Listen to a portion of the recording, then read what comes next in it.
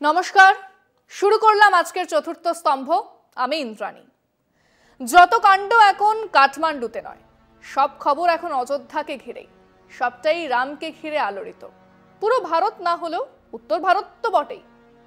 22শে জানুয়ারি 2024, পাঁজি বলছে দুপুর 2টো থেকে মাহেন্দ্র যোগও আছে, অমৃত যোগও আছে। সে সময় শুক্লপক্ষ ত্রয়োদশী পড়ে যাবে। প্রধানমন্ত্রী নিজেই মূর্তির প্রাণ প্রতিষ্ঠা করবেন, এরকমটাই জানানো হয়েছিল। তো দুধার থেকে আপত্তি আসে। প্রথম আপত্তি হলো, একজন অতি পিছড়ে বর্গের মানুষ কিভাবে মূর্তি স্পর্শ করবেন। আপত্তি মেনেই ডক্টর অনিল মিশ্রাকে বাছা হয়েছে, যাতে ব্রাহ্মণ। দ্বিতীয় আপত্তি ছিল, যিনি হবেন মুখ্য জজমান, তার স্ত্রীকেও তো থাকতে হবে। আমাদের প্রধানমন্ত্রী স্ত্রী আছে কিন্তু নেই, তো মিশ্রাজি স্ত্রী আছেন, তিনি বসবেন। খুব পরিষ্কার করে জানানো হলো। আসলে পুজোর হক, জজমান হবার অধিকার শূদ্রদের নেই। আপাতত এ রাষ্ট্র জ্যোতিষ, পাঁজি, খনার বচন মেনেই চলছে। অতএব 22শে জানুয়ারি গর্ভগৃহে নরেন্দ্র মোদী থাকছেন এবং পাঁজি মেনে ওই অমৃত যোগেই মূর্তির প্রাণ প্রতিষ্ঠা করবেন পূজারীরা। এবার আপনি যদি এসবের মানে জিজ্ঞেস করেন, তাহলে সাফ জানাচ্ছি, এর মানে আমি জানি না, তবে এসব বিচার করেই নাকি এই শুভ মুহূর্ত নির্ধারণ করা হয়েছে। এদিন অযোধ্যায় লাড্ডু বিতরণ হবে। এদিন অযোধ্যা সহ উত্তর ভারতে দেওয়ালি উদযাপন হবে। দেওয়ালি কেন? কারণ অশুভকে নাশ করে। রাবণ ছিলেন অশুভর প্রতীক, তাকে নাশ করে শুভর জয়, অসত্যের ওপর সত্যের জয়।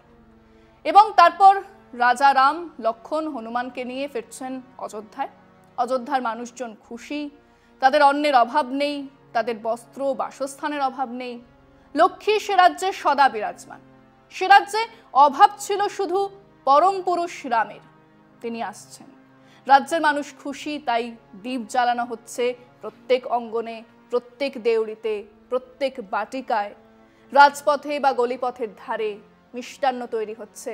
গোয়ালার দল দুধ নিয়ে এসে ঢালছেন বড় পাত্রে। ওদিকে অন্ন প্রস্তুত হচ্ছে, সুসিদ্ধ হচ্ছে বিভিন্ন মাংস। রকমফের জন্তু আর পাখির মাংস এনে হাজির করেছে ব্যাধেরা। প্রকৃত রসিক মানুষ সোমরস নিয়ে হাজির। দ্রাক্ষাফল জারিয়ে সে আরক চেখে দেখছেন প্রাজ্ঞ মুনিগণ। দ্বীপের আলোয় অযোধ্যা সরজ নদীর জল আলোকিত। এমনটাই লেখা আছে রামায়ণে। এখানেই বিরাট গেল। কোন রামায়ণ? বাল্মীকি রামায়ণের প্রথম আর শেষ কাণ্ড, মানে প্রথম আর শেষ অধ্যায় সম্পর্কে গবেষকদের মত এ দুটো অনেক পরে লেখা হয়েছে। মানে দ্বিতীয় থেকে পঞ্চম পর্যন্ত বাল্মীকির রচনা, বাকি দুটো কাণ্ড অন্য কারোর বা অন্য অনেকের। তাহলে 7 কাণ্ড রামায়ণের, দুটো খণ্ড এমনিতেই বাদ পড়লো বা অন্তত প্রশ্নের মুখে। এরপর বাকি 5 কাণ্ডেরও বহু ছোট ছোট অংশ প্রক্ষিপ্ত বলে ধারণা। কাদের? যারা রামায়ণ নিয়ে গবেষণা করছেন তাদের। এদিকে সেই বাল্মীকি রামায়ণের কোনো লিখিত রূপ নেই, যা আছে তাও আবার কেউ একজন পড়ে তার মতন করে লিখেছেন। নানান পুরাণে নানান গল্প লেখা আছে। বৌদ্ধ ধর্মে, জৈন ধর্মের বিভিন্ন গ্রন্থে রামের উল্লেখ আছে, কিন্তু সেও নানা রকম। ফিরছি আলোচনায়, তবে সময় একটা বিরতির, সঙ্গে থাকুন। এত ধরনের গল্প আছে যা আসলে আমাদের দেশের সাংস্কৃতিক বৈচিত্র্যকেই মনে করিয়ে দেয়। ধরুন ব্যায়গা রামায়ণ। ব্যায়গা হলো মধ্যপ্রদেশ, ছত্তিশগড়ের এক আদিবাসী সম্প্রদায়। তাদেরও নিজেদের রামায়ণ আছে। সেখানে রাম, লক্ষণ, সীতা বনবাসে গেছেন। একদিন এক অপ্সরা এসে লক্ষণকে প্রপোজ করে বসে। হে লক্ষণ, তোমাকেই আমার ভালো লেগেছে, এসো আমরা দুজনে মিলিত হই। সপার প্রপোজাল। লক্ষণ সবিনয়ে জানালেন যে না, তিনি বিবাহিত এবং পত্নীনিষ্ঠ। অতএব হে অপ্সরা, আমি তোমার প্রপোজালে সায় দিতে পারছি না। অপ্সরা ভাবল লক্ষণ ঢপ দিচ্ছে। সে পরীক্ষা করার জন্য তার হাতের কানের গয়না খুলে লক্ষণের বিছানায় রেখে দিল। খানিক বাদেই সেখানে সীতা এসে হাজির। বনে থাকলে হবে কি, সুপক্ক মাংস এবং সোমরস, সে দুটো কেবল রাম লক্ষণের নয়, সীতাও ভালোবাসতেন। আর মাংসের অভাব হলেই যেতেন ঠাকুরপোর কাছে, গিয়ে আবদার করতেন, একটু মাংস এনে দাও রান্না করে। সম্ভবত সেরকম আবদার নিয়েই সীতা এসেছিলেন। কিন্তু ঘরে ঢুকে দেখেন লক্ষণের বিছানায় মেয়েদের গয়না। লক্ষণের বউ উর্মিলা তো সীতারই বোন। অতএব সীতা রেগে গেল। এটার মানে কি? তুমি বোনকে ফেলে এখানে এসে ফুর্তি করছো? লক্ষণ অনেক বোঝানোর চেষ্টা করলো যে ব্যাপারটা আলাদা, কিন্তু কে কার কথা শোনে? সীতা তো রেগে আগুন, সে বলেই যেতে থাকলো। তখন আর কোনো রাস্তা না দেখে লক্ষণ অগ্নি পরীক্ষা দিতে সম্মত হলো। আগুনের মধ্যে দিয়ে ক্লিনচিট নিয়ে বেরিয়ে এলো। মানে আমরা যে সীতার অগ্নি পরীক্ষার কথা বলি তার বহু আগেই বায়গা আদিবাসী সম্প্রদায়ের রামায়ণে লক্ষণের অগ্নি পরীক্ষার কথা বলা আছে। অন্তত দুটো রামায়ণে সীতাকে রাবণের কন্যা হিসেবে দেখানো হয়েছে। নবম খ্রিস্টপূর্বাব্দে গুণভদ্রের লেখা, সেখানে অলকাপুরীর রাজা অমিত ভেগার মেয়ে মান্যবতীর দিকে কুনজর দিয়েছিলেন রাবণ। মান্যবতী এর প্রতিশোধ নেবার জন্য রাবণ মন্দোদরীর কন্যা হয়ে জন্ম নেয়। রাবণ বেদ, পুরাণ, জ্যোতিষ বিশারদ ছিলেন। তিনি গণনা করে দেখলেন এই কন্যা তার মৃত্যুর কারণ হবে। তিনি এই কন্যাকে এক চরের হাতে দিলেন, কোথাও ফেলে আসতে বললেন। সেই চর যেখানে ফেলে এলো সেই জমি রাজা জনকের। পরের দিন হাল নাগল নিয়ে হাজির তিনি ও তার স্ত্রী। হালের ফালের পাশে পাওয়া গেল এক কন্যাকে। হালের ফালকে বলা হয় সীতা, কন্যার নাম দেওয়া হলো সীতা। এই রামায়ণের উপাখ্যানে সীতা রাবণের কন্যা। রাম রাবণের লড়াইটা আসলে শ্বশুর আর জামাই। পঞ্চম খ্রিস্টপূর্বাব্দে সংঘদশা রচিত জৈন রামায়ণে সীতা আসলে রাবণের কন্যা। সেখানে রাবণ জানতে পারে এই কন্যা তার বংশ ধ্বংস করবে, তাই তাকে অনেক দূরে এক মাঠে পুঁতে রেখে আসে। রাজা জনক তাকে খুঁজে পায় বেগুসরাই, যেখান থেকে উঠে এসেছেন তরুণ নেতা কানাইয়া কুমার। তার মুখে শুনেছিলাম আর এক গল্প। সেখানে সীতার জন্মস্থান ওই বেগুসরাইতে, এক মন্দিরও আছে। সেখানেই অযোধ্যা থেকে রাম লক্ষণ এসেছিল বিয়ে করতে বরযাত্রী নিয়ে। সে কথা মনে রেখে এখনো বছরের নির্দিষ্ট দিনে রাম লক্ষণের মূর্তি নিয়ে অযোধ্যা থেকে বারাতি মানে বরযাত্রীরা আসে দল বেঁধে। রাম সীতার বিয়ে হয়, বরযাত্রীদের পেট পুড়ে খাবারের আয়োজন থাকে, তার সঙ্গেই থাকে অকথ্য গালিগালাজ। প্রথা অনুযায়ী গ্রামের মেয়েকে নিয়ে চলে যাচ্ছে, তাই গ্রামের মহিলা বৃদ্ধরা অকথ্য ভাষায় সম্বোধন করেন রাম লক্ষণ তার বরযাত্রীদের। সেই প্রথা এখনো বরকরার। গ্রামের মেয়ে চলে যাচ্ছে অযোধ্যা, তাই বিদায়ের সময় রাম লক্ষণ আর বরাতির জন্য বরাদ্দ থাকে চোখা চোখা গালিগালাজ। ভাবুন দেখি, রামকে গালিগালাজ যোগী বাহিনী শুনতে পেলে গলার মাপ নিয়ে ছাড়বে। চীনের রামায়ণ, চীন নিয়ে এত ঝামেলা, কিন্তু মোদিজি সম্ভবত খেয়াল করেননি যে চীনা ভাষাতে রচিত দুটো জাতক কাহিনীতে রামের উল্লেখ আছে। প্রথমটিতে রামের নাম বোধিসত্ত্ব, লঙ্কা হলো রাবণের রাজ্য। সেই শ্রীলঙ্কায় সংস্কৃত ভাষায় কুমার দাস রচনা করেছিলেন জানকী হরণ।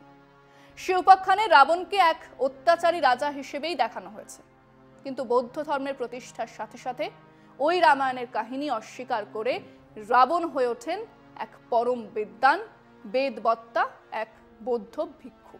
তিব্বতে রামায়ণের 6টা পাণ্ডুলিপি পাওয়া যায়, একটার সঙ্গে অন্যটার বিস্তর গরমিল। এখানে কিন্তু কুম্ভকর্ণ বধ হচ্ছে না। কুম্ভকর্ণ যুদ্ধ করছেন বটে, কিন্তু যুদ্ধে হেরে যাবার পরে আবার খাওয়া দাওয়া করে ঘুমিয়ে পড়ছেন। ওদিকে লক্ষণের শক্তিশালের গল্পটাও নেই, কিন্তু হনুমান যে কৈলাসে এসেছিলেন তার বিস্তারিত বর্ণনা আছে। সেখান থেকে যে ঔষধি নিয়ে গিয়েছিলেন সে গল্পও আছে, কিন্তু সেটা যে লক্ষণের জন্য ছিল এমন কথা সেখানে নেই। সুবর্ণদ্বীপ, বালদ্বীপ, জবদ্বীপ মিলিয়ে ইন্দোনেশিয়া, সেখানে 10ম শতাব্দীতে ওখানকার রামায়ণ রচনা হয়। জবদ্বীপের ওই রামায়ণের নাম ছিল রামায়ণ কাকাবি, বর্মায় নাম ভাত্তু। বার্মায় বৌদ্ধরা এসে রাম সংক্রান্ত ধর্মপাঠ ইত্যাদিকে তুলে দেবার বহু চেষ্টা করেও সেখানকার রাম ভাত্তুকে মুছে দিতে পারেনি। বরং এখনো মায়ানমারে রামায়ণ নিয়ে, রাম নিয়ে যত অনুষ্ঠান হয় তত অনুষ্ঠান এক ভারত ছাড়া অন্য কোথাও হয় না। সে রামায়ণে মায়ামৃগের দারুণ বর্ণনা আছে। সোনার হরিণের সেই উপাখ্যান অনেক বিস্তৃত।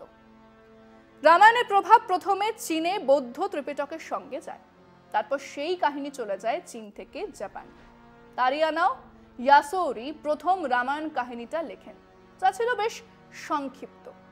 পরেরটা লেখেন মিনামোতোনো তামোনারি, সেটা অপেক্ষাকৃত বড় এবং রামায়ণের প্রায় সব আখ্যানই ওখানে আছে। কিন্তু এগুলো বৌদ্ধ জাতক কাহিনীর অংশ হিসেবেই থেকে গেছে।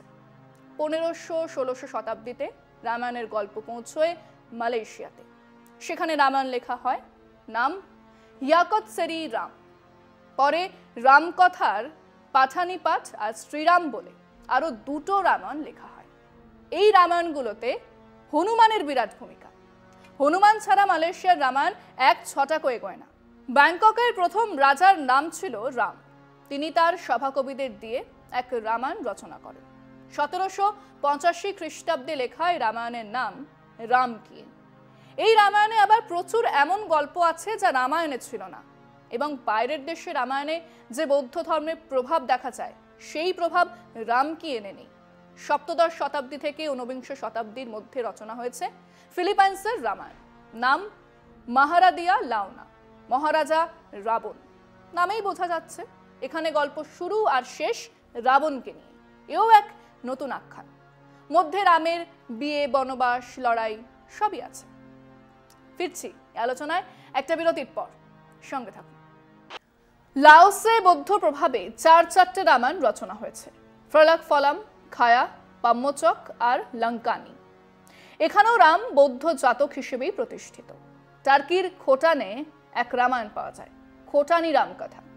9ম শতাব্দীতে রচিত এই রামকথাও বৌদ্ধ জাতকের প্রভাবেই লেখা। এ তো গেল বিদেশের কথা। দেশের মধ্যে রামায়ণ কি কম পড়িয়াছে? না, ভারতীয় সব ভাষাতেই প্রাচীন রামায়ণ কাহিনী পাওয়া যায়।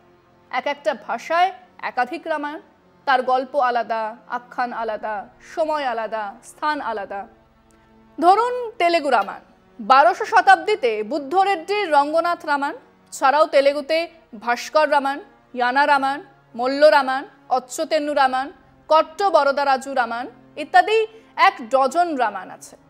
তেলেগু রামায়ণে প্রায় কোনোটাতেই উত্তরকাণ্ড নেই, সেখানে লবকুশের গল্পও নেই। 1200 শতাব্দীতেই নাগচন্দ্র পম্পনারায়ণ বা রামচন্দ্র চরিত পুরাণ লেখেন কন্নড় ভাষায়। এখানে রাম ধনুর্ধারী বীর ক্ষত্রিয় নয়, সে অহিংসার পূজারী। কন্নড় ভাষায় 1300 শতাব্দীতে কুমুদেন্দু নারায়ণ রচনা করা হয়। কুমুদেন্দু নামে এক জৈন কবি এই রামায়ণ লেখেন। বলাই বাহুল্য, এখানেও রাম অহিংসা ত্যাগ করে তিতিক্ষার প্রতীক, বীর চূড়ামণি হিসেবে নয়। এছাড়াও কন্নড় ভাষাতেই আরো 1 ডজন রামায়ণ রচনা হয়েছে।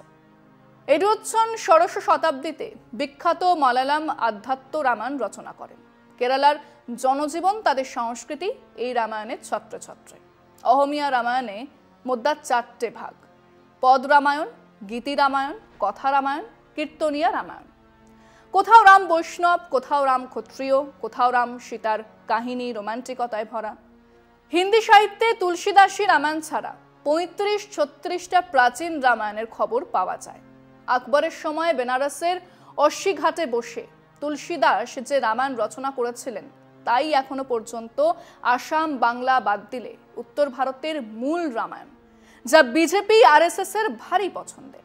মৈথিলি ভাষা, উড়িয়া ভাষা, মারাঠি ভাষা, গুজরাটি ভাষা, বহু আদিবাসী ভাষাতেও রামায়ণ রচনা হয়েছে, একটা নয় বহু। এবং বাংলায় কৃত্তিবাসী রামায়ণ। 1833-এ নেপালে নেপালি ভাষায় রচনা হয় রামাশ্বমেধ, নেপালি রামায়ণের। পাঞ্জাবি, কাশ্মীরি ইত্যাদি অনেক ভাষায় রচনা হয়েছে রামায়ণের।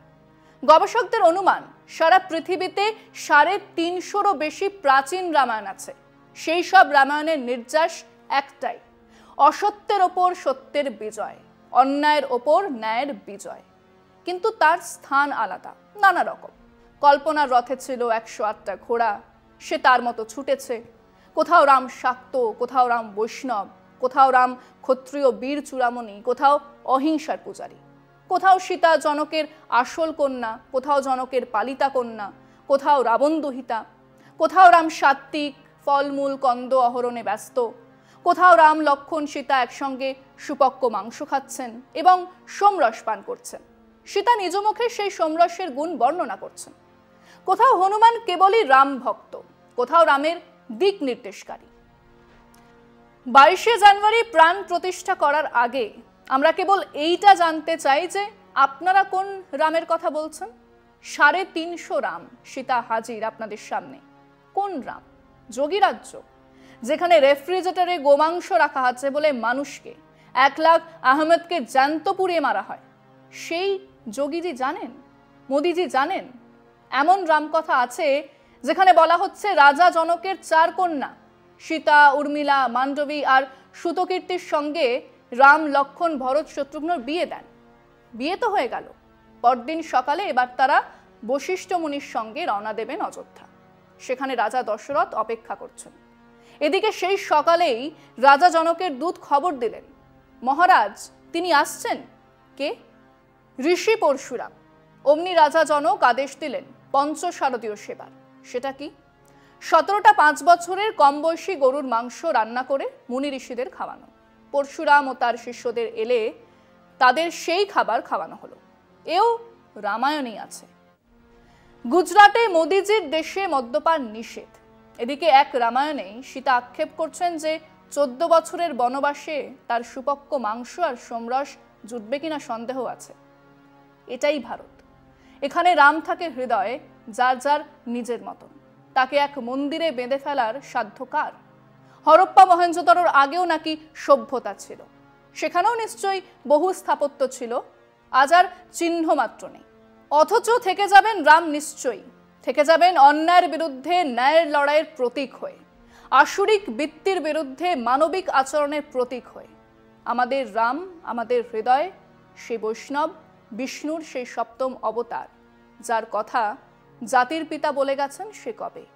সেই ইতিহাস এত সহজে নরেন্দ্র মোদী ভুলিয়ে দিতে পারবেন না, পারাটা সম্ভব নয়। वैष्णव जन तो तेने कहियो जी, पीर पराए जाने रे, पर दुखे उपकार करे तोए, मान अभिमान ना आने रे। वैष्णव जन तो तेने कहियो जी, पीर पराए जाने रे। शुभरात्रि।